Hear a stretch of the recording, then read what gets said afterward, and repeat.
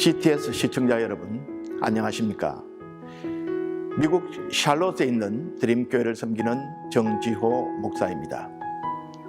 말씀의 능력을 신뢰하라 하는 제목으로 함께 말씀을 나누기를 원합니다. 우리는 십자가에 못 박힌 그리스도를 전하니 한국교회의 위기는 강단의 위기에서 온 것이 아닌가 조심스럽게 진단해 봅니다. 우리는 지금 말씀의 홍수 시대에 살고 있습니다. 그러나 홍수 때에 마실 물이 없는 것처럼 강단에서 하나님의 말씀이 바르게 선포되고 있는지를 생각해 보아야 합니다. 하나님의 방법은 때로 미련해 보이기도 합니다. 하나님께서 전도에 미련한 것으로 믿는 자들을 구원하시기를 기뻐하셨다고 했습니다. 여기 전도라는 번역이 사실 오해하기 쉬운 번역인데요.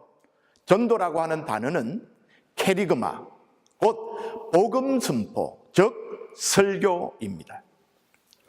하나님께서 설교를 통하여 구원을 이루시기를 원하신다는 것이죠.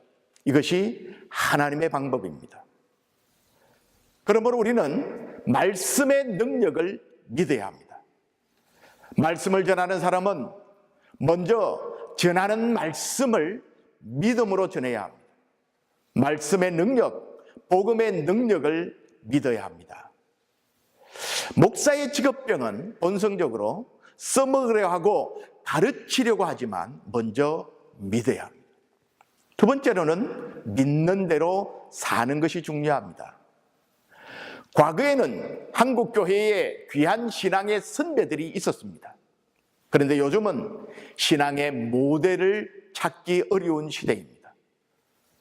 진리는 말로 가르쳐지는 것이 아니라 보고 붙잡을 수 있어야 합니다. 말씀대로 전하는 대로 살아야만 합니다. 그리고 세 번째는 담대하게 선포해야 합니다. 말씀의 능력을 믿고 또 그대로 살면 담대하게 선포할 수가 있습니다. 표적이나 세상의 지혜를 의지하지 말고 말씀의 능력을 믿고 담대하고 당당하게 말씀을 선포할 수 있어야 합니다.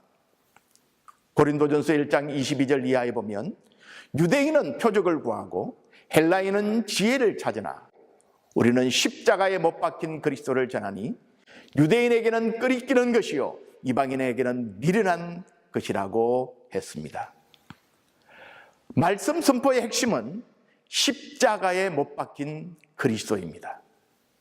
예수 그리스도의 죽으심과 부활을 증거하는 것입니다. 이 증인됨을 통해 구원의 역사가 일어납니다. 이것이 미련해 보이는 하나님의 방법입니다.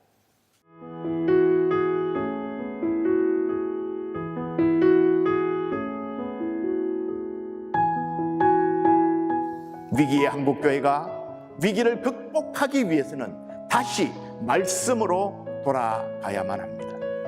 하나님의 어리석어 보이는 방법이 그 어떤 사람의 지혜보다 더 지혜롭습니다. 하나님의 약하심이 그 어떤 인간의 힘보다 더 강합니다. 오늘 우리가 멀어졌던 하나님의 말씀으로 돌아가야 하겠습니다.